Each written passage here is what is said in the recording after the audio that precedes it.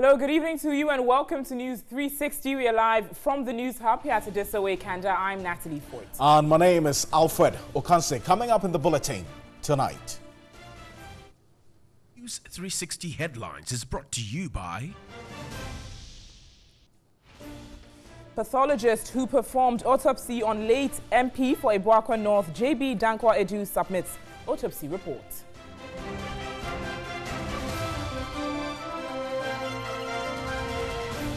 Only 23 lawyers are offering legal aid to Ghana's population of over 28 million.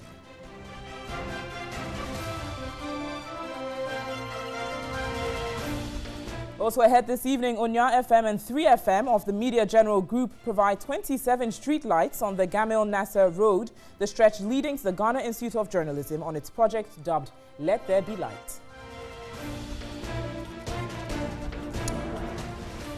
Also tonight, we bring you on MTN Video Reports.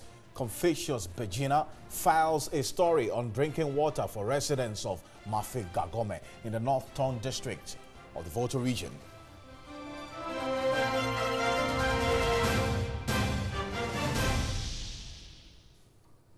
We've got the details of these stories for you here on News 360, including news from the world of sports and entertainment. As always, this bulletin is streaming live all across the world on 3news.com and TV3 Ghana on Facebook. Let's get started with our very first story this evening. The autopsy report of the late Member of Parliament for Ebuakwa North, JB Dankwa Edu, has finally been presented to the court after several months of delay. The pathologist, Dr. Lawrence Eduse, however, did not appear in court, defying the summons handed him on February 9. The court did not disclose when the report was submitted, but acknowledged receipt of the sealed report. The court has further ordered that the full autopsy report be submitted to the Criminal Investigations Department. The court could not tell why the pathologist failed to show up after it summoned him on February 9 to appear in court. Deputy General Secretary of the New Patriotic Party (NPP), Nana Obribwahin, who is watching brief for the party, noted he is appalled by the conduct of Dr. Eduse. According to him, the pathologist had consistently absented himself and once again disrespected the orders of the court. He prayed the court to cite the pathologist for contempt. However, the court adjourned the case to March 15 to decide on the contempt. Two suspects, Daniel Esedu, 19, aka Sexy Dondon, phone dealer, and Vincent Boso, aka Junior Agogo, phone repairer, are before the court for allegedly murdering JB Dankwa Edu.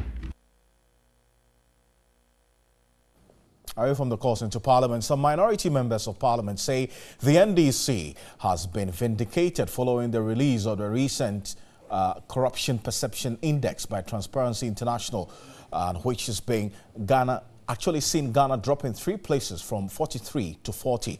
Now, according to them, the 1 year of the NPP government has been characterized by acts of corruption, but majority MPs blame the NDC for the drop. Latest Corruption Perception Index was released by the Ghana Integrity Initiative, a local chapter of Transparency International. The index scored Ghana 40 out of a possible clean score of 100 and ranked the country 81 out of 180 countries. The country's performance dropped by 3 points from 2016 score of 43. According to the GII, the index is the worst since 2012. MP for Adaklu, Kwame Agboja, said the index is worrying and government should work at curbing corruption. We thought that we have put in place or were doing things that should improve the situation. I am very surprised that 1 year into the administration of the NPP, those who shout corruption loudest, we have dropped. Actually, 10 more countries have come on top of us, and we've dropped in terms of index 3 points. It's a very worrying trend, and we think the government must do more to remove this because the perception is getting worse by the day. And this is why we keep saying that corruption is not an issue to be pigeonholed into a political party one way or the other. He added the fight against corruption should be the responsibility of all. He kicked against relying on a special prosecutor solely in the fight against the canker. I don't expect anything to change. Martin Amidu hasn't got any laws anywhere that he's coming to apply. He's coming to apply the same laws that exist. You remember the minority always said that perhaps all we needed to do was to improve allocations to the Attorney General, maybe Shraj, maybe Ioko, maybe SF, I mean all of them. MP for Asokwa, Patricia Appiagyei, was worried about the drop in the index and said this must be a concern for all. She, however, thinks the special prosecutor would help deal with corruption in the country. The fact that a private prosecutor has been appointed to deal with this particular issue, I know that it's going to create a scare for most public servants. And it's not just the politicians, as is being paraded out there, but it is for every public officer to ensure that he takes this particular issue very seriously. So maybe we should be looking at another year or two to see the improvement in this index. And still on this, Ghana was also ranked 81 out of 180 countries. The index shows Ghana has dropped by 3 points from the 2016 score of 43 and 7 points cumulatively from the 2015 score of 47. It is Ghana's lowest score on the Corruption Perception Index CPI in 6 years. According to Transparency International, an average score of less than 50 shows serious problems. The 2017 CPI used 9 out of 13 data sources of independent institutions with high level of credibility, including the World Bank Country Policy and Institutional Assessment and Global Insight Country Risk Ratings. In Sub-Saharan Africa, although Ghana performed better than 36 other countries, including Benin, who scored 39, Swaziland 38, Zambia 37, and Tanzania 36, Ghana nonetheless performed below 11 other sub-Saharan African countries. Ghana was ranked 12, but Burkina Faso and Lesotho overtook Ghana when compared with the 2016 index. We have the CPI for 2017, and Ghana performed not too good. Ghana actually dropped so far as our score is concerned.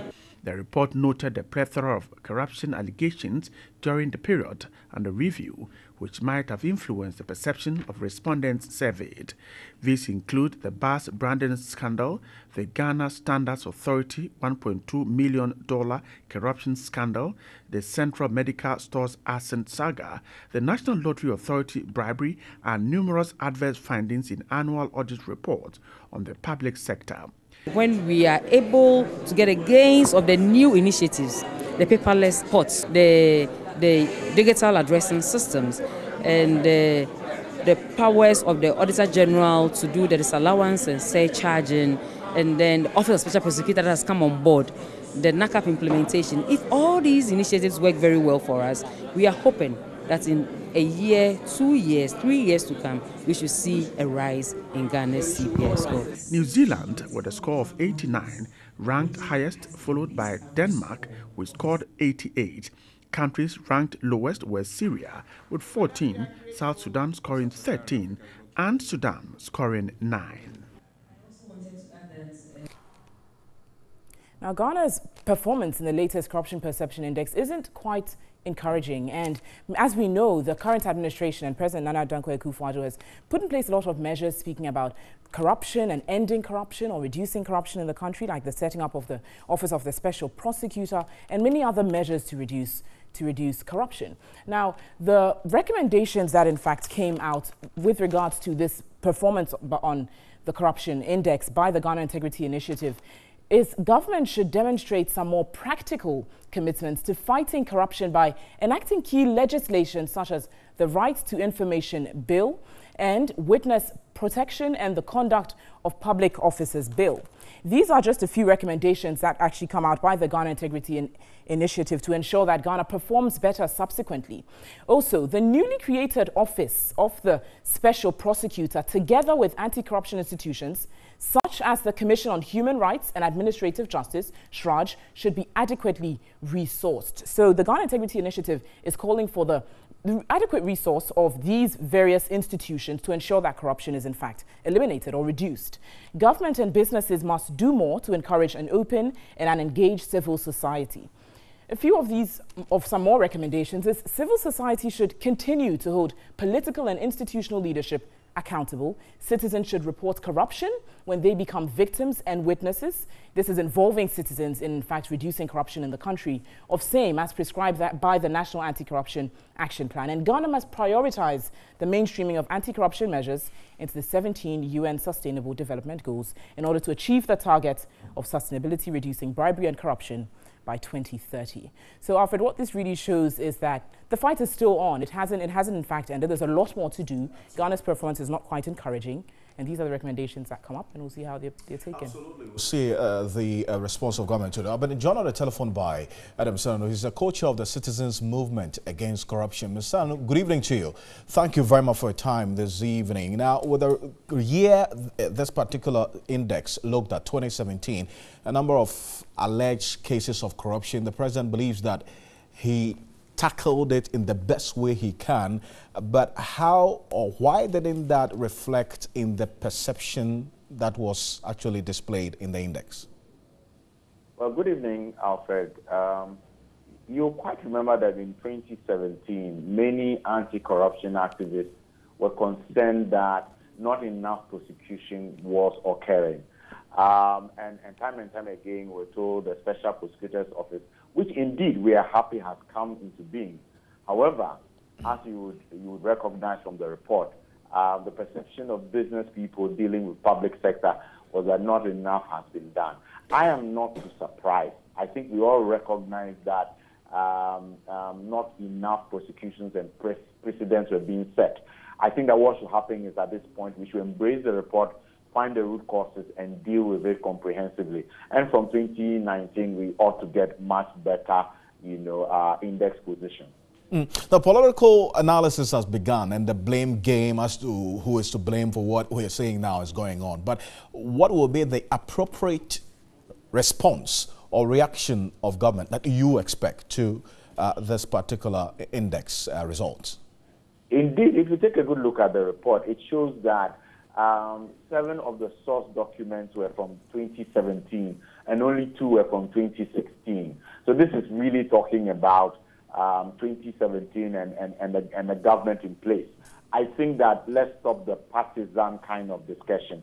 Let's look at the report, look at what it has said about the areas where we haven't done too well. We need to speedily pass the Right to Information Bill. We need to pass the Public Officers Code of Conduct Bill. We need to revamp our assets declaration.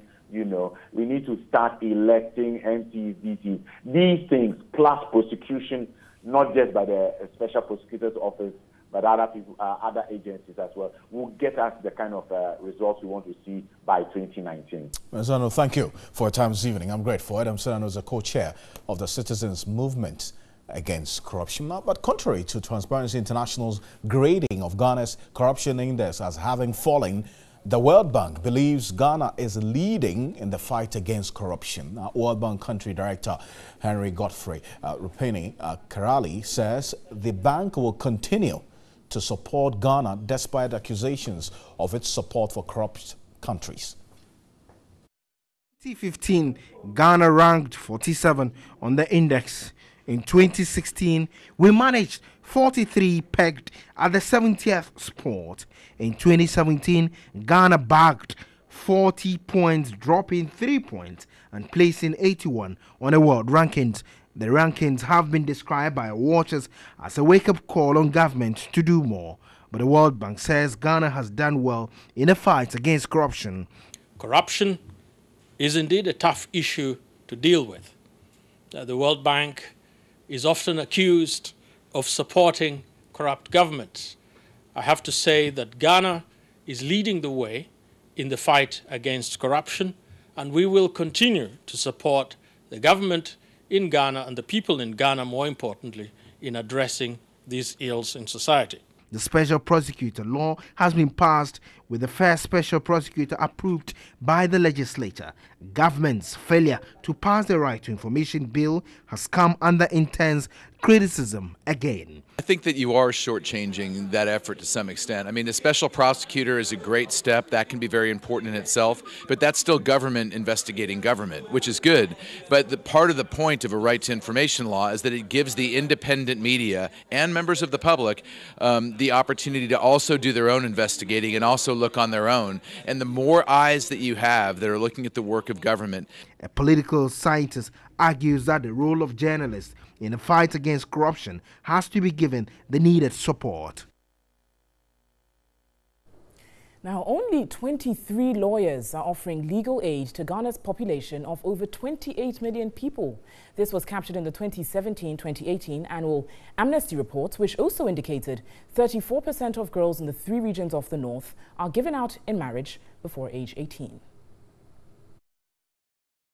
The Human Rights Organization maintained the number of lawyers at the legal aid scheme limits especially the low-income group or the marginalized from accessing legal services.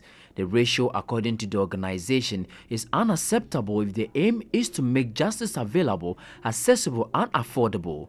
The report also captures 6 people officially considered mentally and intellectually challenged among those on death row. The director of Amnesty International Ghana, Robert Akoto Amoafo, said the right of every individual with emphasis on minority groups such as LGBTI people must be upheld. We are not saying that we are promoting a particular sexuality or gender identity. No.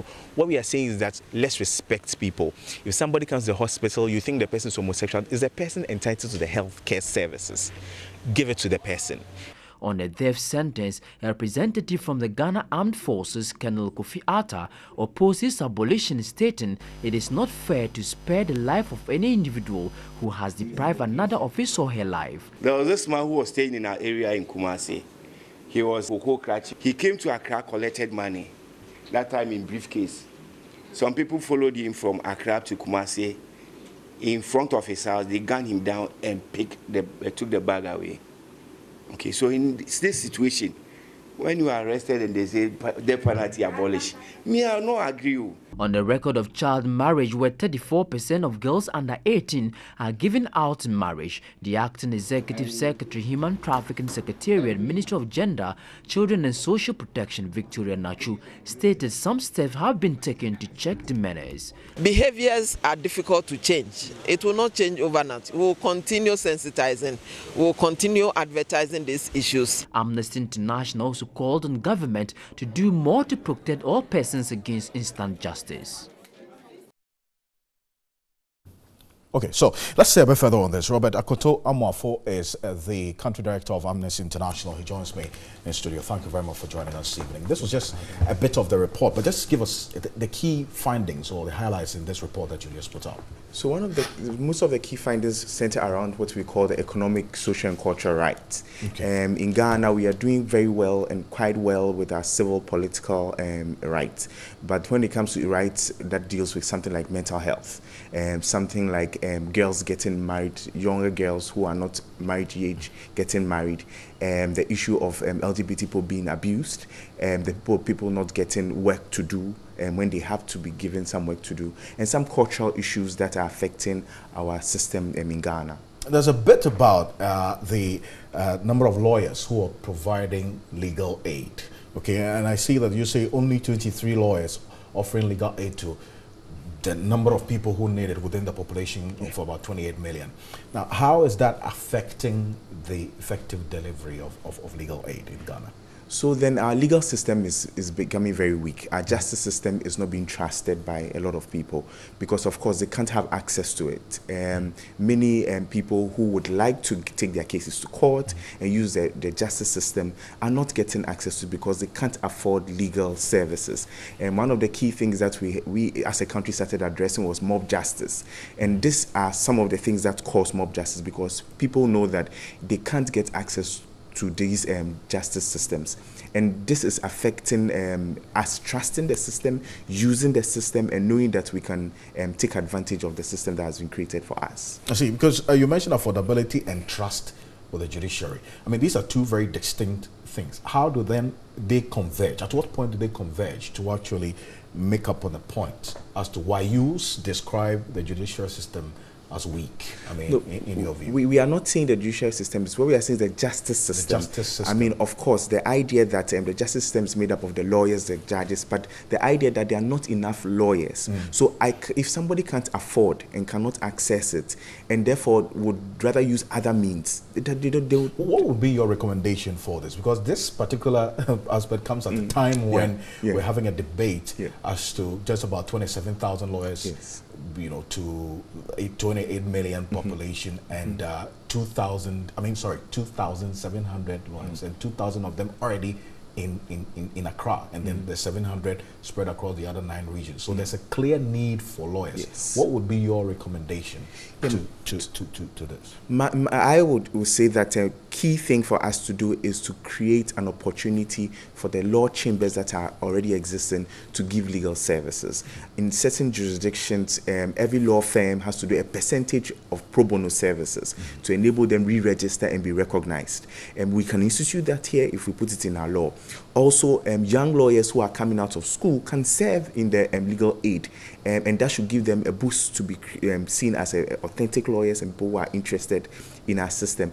All that government needs to do is to put some investment in that area, should make the legal aid system a system that people can trust and use, and that is what we will recommend. And that more young people should be educated into law, and we should create a system where people can have access to that education and they can come out as lawyers to help us as a Finally, country. a bit on the death penalty aspect of this report as well. It comes that I heard former President Kufuor saying that his conviction, you know, he didn't have that willpower to actually, you know, grant any issue relating to death penalty. What was your finding on that? Yes, our finding is that even in 2017, we have 7 death penalty issues, which means that 7 people were put on death row. Over 25 years now, we've never used the law that is existing. And therefore, what we are saying is that the law must be abolished. The law must be cleared so that people who are in prison or people who have done anything that we think we need to get them on death row are given alternative punishments that would help serve our country rather than putting them on death row.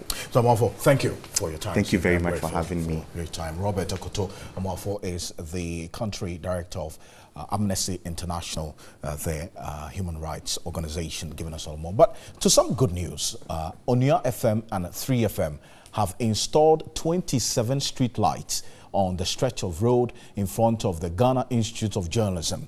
Now, the installation forms part of efforts to end frequent attacks at the hands of armed thieves who snatched phones and other personal valuables from pedestrians, especially students of GIJ. There's a report by Frederick Clarence Williams. The Let There Be Light campaign began on November 6, 2017. The campaign by Onua FM and 3FM was to push authorities to fix non-functional street lights on major streets across the country. The 2 radio stations used their morning shows to discuss non-functional street lights on highways, link and access roads, and how it has contributed to insecurity in those areas. Yes, we know that it's a government responsibility, but we all would play a role, and so this will just not be the end of it. So for you watching us now, it means that we're coming back to you, and you should be willing to assist. For me, that's the most important thing, that our brothers and sisters can walk around without fear.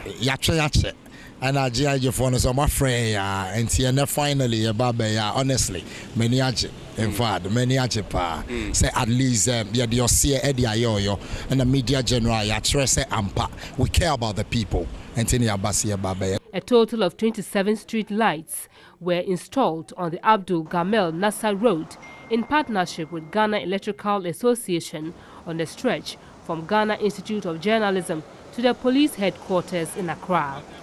The move, according to some students of the Ghana Institute of Journalism, will end frequent attacks they suffer at the hands of armed robbers and thieves. The very first time I used the road, it was very scary. You know, using a route with no lights makes you feel insecure.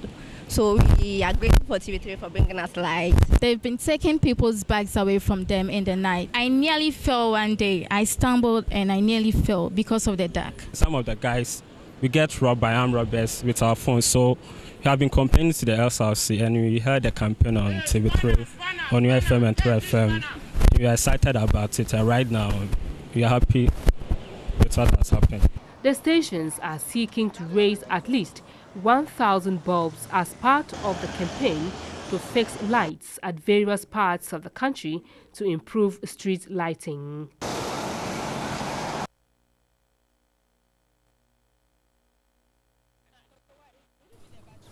Now we'll be going actually to the stretch, that's the Abdul Gamer Nasser Street there, where our correspondent Evelyn Tingma is standing by. So we'll bring you that shortly. But on to some other stories now. Two groups have challenged ECOWAS heads of states to remove trade barriers and reduce border tariffs before implementing the ECO. The Ghana Union of Traders Association, GUTA, and the Industrial and Commercial Workers Union, ICU, warned that if the policy is rushed through, some countries' economies will be destroyed. Yes, struggled in efforts at achieving a single currency. The Presidential Task Force meeting in Accra was to build on what has been achieved. The reaction of the leadership of the two labor unions followed a communique signed after the meeting to go ahead with the ECO if some countries fail to meet criteria. The Ghana Union of Traders Association, GUTA, said the strength of the currencies of some ECOWAS member states might defeat achieving a single currency. The Traders Association was extremely worried. Anglophone countries in the sub-region do not seem to agree with the single currency idea. Although GUTA has confidence in the policy, it entreated African leaders to rather address trade barriers. National Director for Welfare Benjamin Yeboah asked African leaders to act swiftly. Every bottleneck that they see that can be a hindrance, they should look at it before implementing it. Otherwise, it becomes stillborn, because then you have it, but you have so much problems, and then you realize that you might just have about 2 or 3 countries, operating it, and then where do we go from there? He again pleaded that the policy of protecting jobs in member countries should be removed. Let us put so many things down that will make all countries feel comfortable. That look, you can't have an entrenched policy that will hinder, we moving into your system.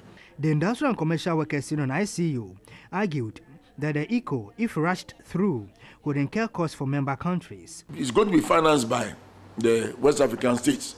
Okay, we are not fared too well. We have issues, we have challenges, and I don't think this could come as one of the solutions to the problems of West Africa.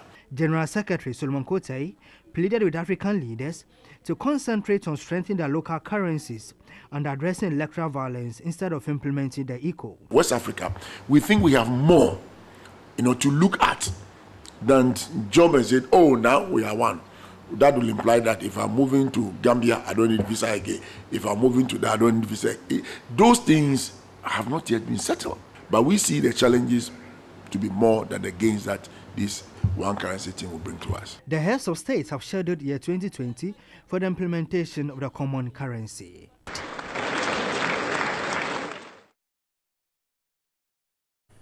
South African High Commissioner in Accra, Lulama Kongwana, has identified corruption as denying the African continent resources and opportunity to develop. Addressing the 7th South African Armed Forces Day in Accra, the South African diplomat asked African leaders to focus on stopping the canker of corruption. Popularly known as the SS Mendi, it was a tragedy that befell South Africa during the Second World War on February 21, 1917. The sinking of the SS Mendi became one of South Africa's worst tragedies of the First World War, which lasted between 1914 and 1919. A total of 616 South Africans died when the steamship sank. The incident happened in the early hours of February 21, 1917. Another ship, the SS Daro, traveling at full speed and emitting no warning signals, rammed into the SS Mendi. The SS Mendi sailed from Cape Town on January 16, 1917, carrying the 5th Battalion of the South African Native Labour Contingent. On board were 805 pirates, 22 white officers, and a crew of 33. Observing the day in Accra, the South African High Commissioner, Lulama Ngwana, said the only befitting honor in the memory of the fallen heroes is for African leaders to unite against corruption. So, as leaders, as governments, we need to focus and ensure that we clean out corruption.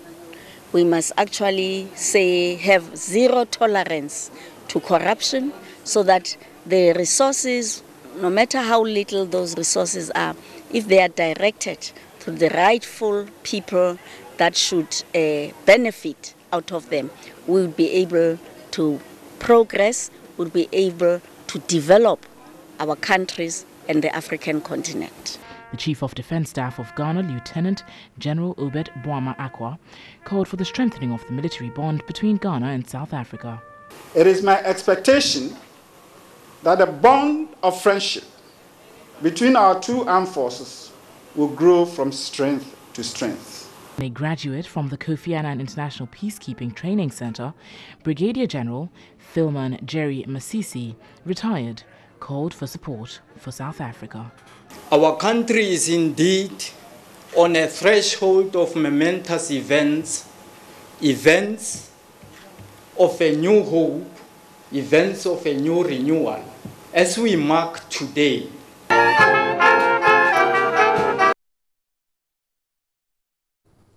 And let's now turn to our MTN Video report, as tonight, Kingfisher's Bijna reports on drinking water for residents of Mafe Gagome in the North Tong district of the Volta region.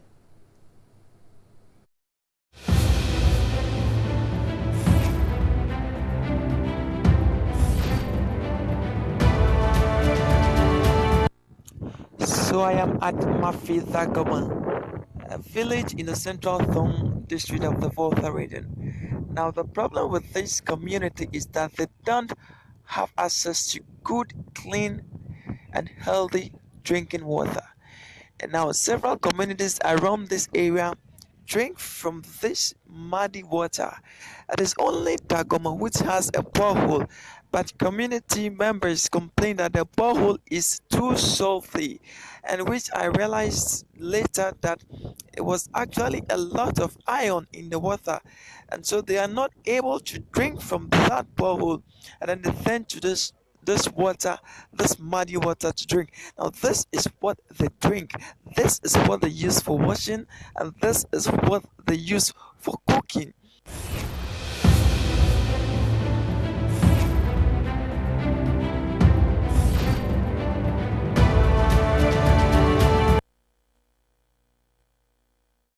And this is Citizens Journalism there, and if you have any development-oriented story, you can also put it out on the MTN Video report, giving you an opportunity to have a say in what we say here on TV3. But TV3 News has reports that suggest that the Ankafor Psychiatric Hospital is without a doctor after the hospital's medical director, Dr. Eugene Dodoi, was asked to proceed on leave.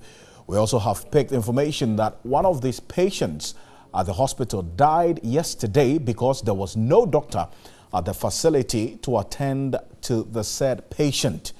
Now, we've been joined on the telephone by the Public Relations Officer of the Mental Health Authority, Kweku Brobe. Ms. Brobe, thank you for your time this evening. Now, can you confirm to us what we're picking up from the Ankafor Psychiatric Hospital, that there is no medical doctor in the facility now? Well, thank you and good evening to your audience. I can say that there are medical officers in the hospital for now. We do have two specialists. In fact, Dr. Dodoi was a specialist, and some other specialist who is on leave for now. But again, because of small numbers, the small number of psychiatrists that we have, we usually bring on those who are on pension, and there is a resident psychiatrist who is also on pension, but he lives around there, and so when the need comes up to get him in, he comes in to provide the services.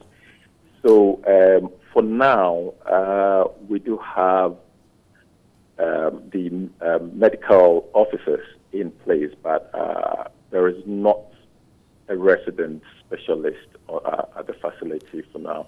Okay. But let me again assure you that the ministry is working to bring in someone, to replace or to bring in someone to stand in for Dr. Dodoi whilst he's out of the facility. I see. But Mr. Bebe, I would have thought that, when you were thinking about asking Dr. Eugene Dodoi to go or proceed and go for this refresher course, you were thinking about his replacement, so that knowing he was the only resident specialist there, his absence would have greatly impacted on the healthcare delivered to these patients at the psychiatric hospital. He is gone, and there is no resident specialist there to take care of them, which we're hearing that as a result, one patient died yesterday. How come you did not prepare for his replacement when you were asking him to go away? Well, thank you. So, Dr. Dodoi's going from the facility was a bit of a, let me call it an emergency thing because of the unrest that had come up at the facility. As we had earlier informed the media, we were making preparations towards, him going into the training that we were arranging for him. But it so came that he had to immediately leave the place, and so we are still in the process of bringing in, probably even recalling the specialist who is on leave. And these processes do take some time. But I can assure you that, like I said, we do have medical officers who are also, competent enough to handle, the issues, some of the issues that come up here. And again, let me state that we do not know. In fact, I haven't received information of a patient dying at the facility. You haven't received that? Yes, I haven't received that yet. Because we are basically out of.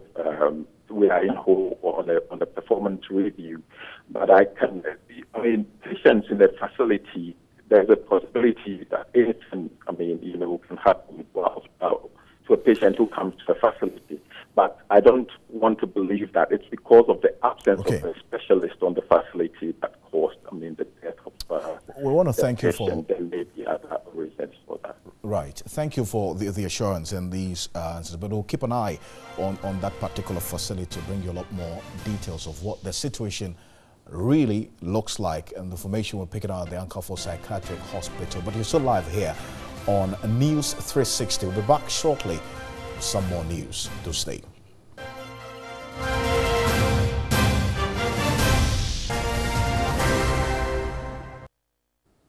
All right, thanks for staying with us on News 360. It's time for Business Now with me, Nanikia Mensah Brampa, beginning with tonight. Businesses which fail to comply with the implementation of the excise tax stamp by March 1, 2017 will have their goods seized and subsequently dealt with by law. Now, this is the indication from a Deputy Finance Minister, Kweku Kwarteng, and the enforcement of the Excise Tax Stamp Act 2013 will begin earnestly at various points of sale on Thursday, March. Our products, including cigarettes and tobacco products, alcoholic beverages, water bottled, canned or packaged in any form, non-alcoholic carbonated beverages, whether bottled, canned or packaged in any form, and as well as bottled water would be affected. We'll be looking at what this would imply for these companies who are involved. But let's move on to more tonight. And Country Director of International Growth Center, Dr. Nii Kweku Soa, has rejected as worthless the calls that the central bank should scrap the inflation targeting approach the bank is using to achieve price stability. He indicated the inflation target approach takes into consideration several economic indicators such as inflation and employment gaps. The monetary policy, where formerly the central bank sets a specific inflation rate as its goal to achieve price stability and full employment in the medium to long term, Ghana has set an inflation target of 8+ or -2% to achieve.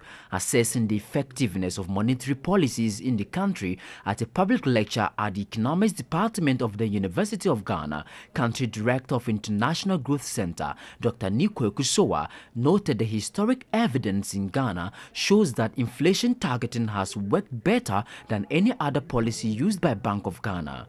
Up to 1986, during the direct monetary regime, inflation was 48% and real GDP growth was 1.2%. From 1987 to 2001, during the indirect monetary era, such as open market operations, inflation stood at 28% and real GDP growth was 4.3%. From 2002 to 2006, when Bank of Ghana was preparing to fully roll out the inflation targeting regime, inflation dropped to 18% and real GDP growth was 5.6%. From 2007, with the full inflation targeting regime, inflation is now at 13.6% and real GDP growth at 7.1%, including oil and non-oil growth of 6.2%. It is only under the inflation targeting framework that we see the Bank of Ghana looking at other economic objectives as well, particularly employment and output.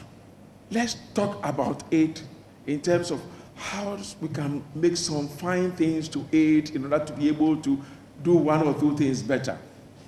But please, don't scrap it. If you scrap it, you are going back to something that you don't know.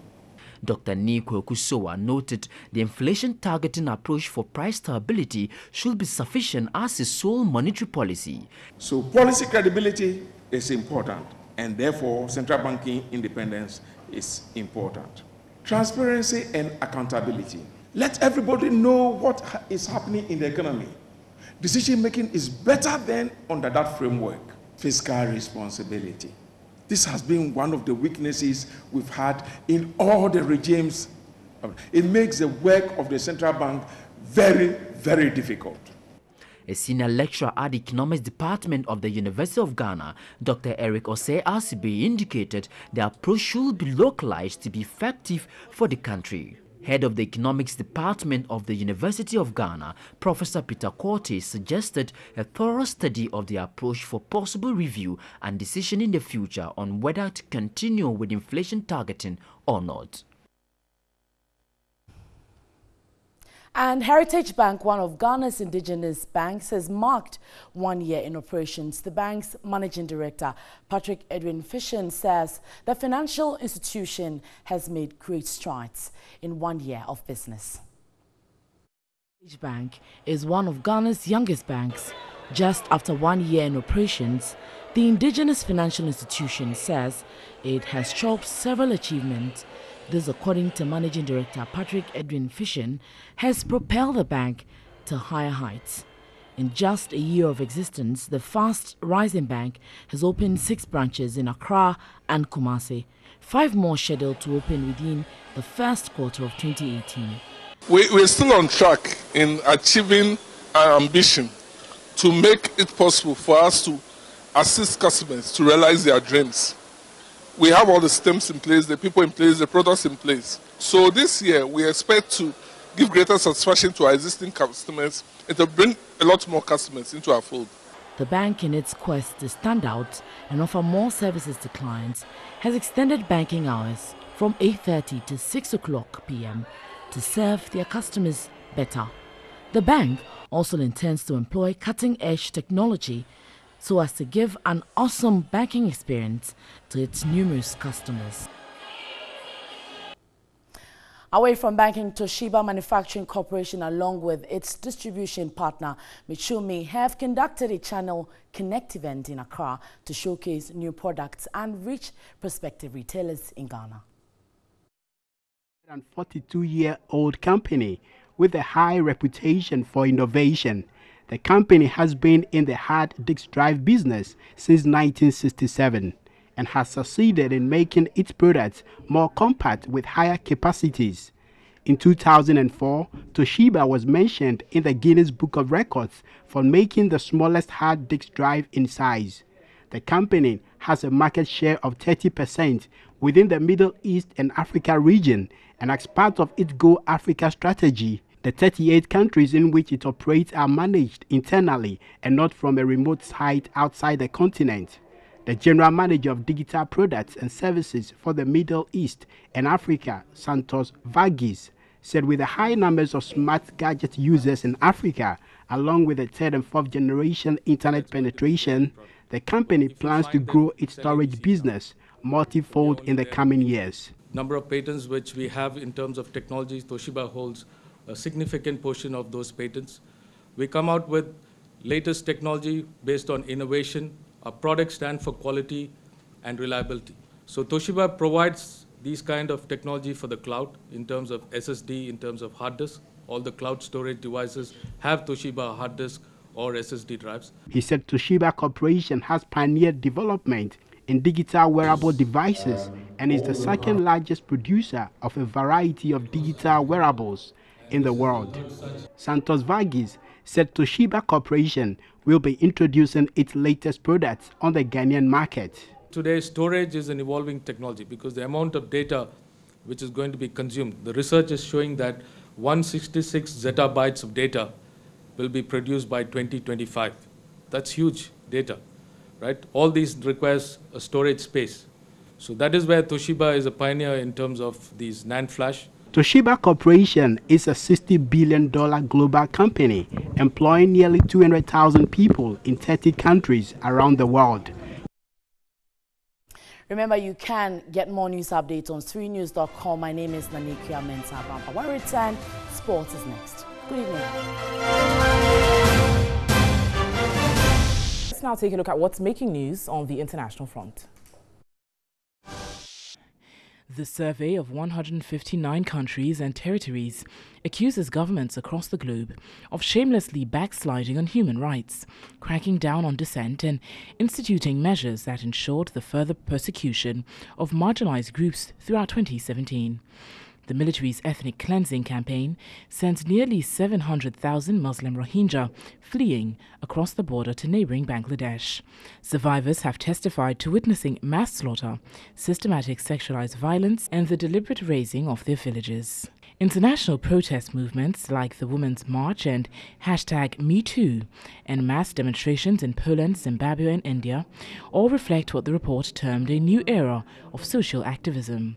US President Donald Trump, Russian leader Vladimir Putin and China's President Xi Jinping were among a number of politicians who rolled out regressive policies in 2017.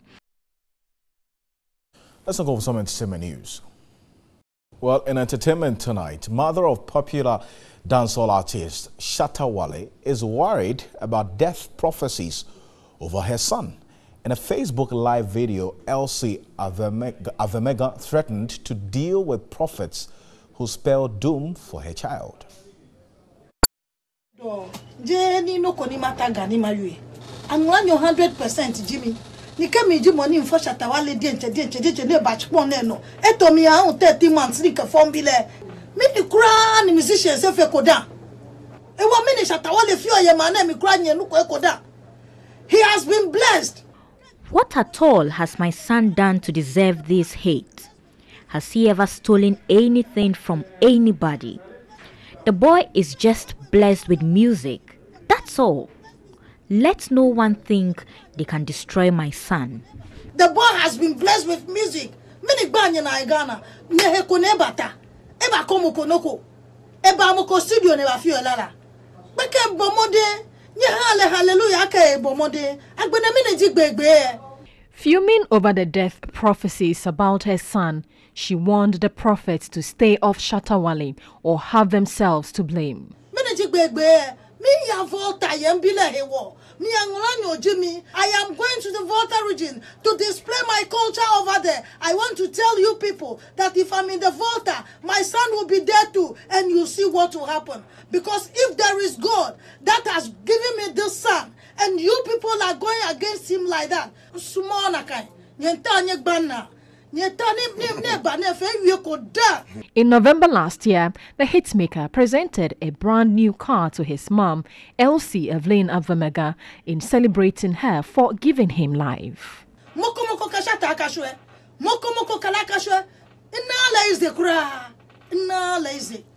mother say, it catch some time. You see, deaf and dumb person, he talk. What a strategic. The mother is such a hearty mother there. I mean, a clearly concerned mother. Very, and understandably so, yeah. These things do happen. But we want to say thank you for spending your 60 minutes with us here on News 360. On behalf of the rest of the team, we're grateful. My name is Alfred Akansi. And I'm Natalie Fort. Visit our website, 3news.com, for some more news. We'll also bring you news at 10, which will simulcast on our sister station, 3FM 92.7. Thanks so much for watching. Have a lovely evening.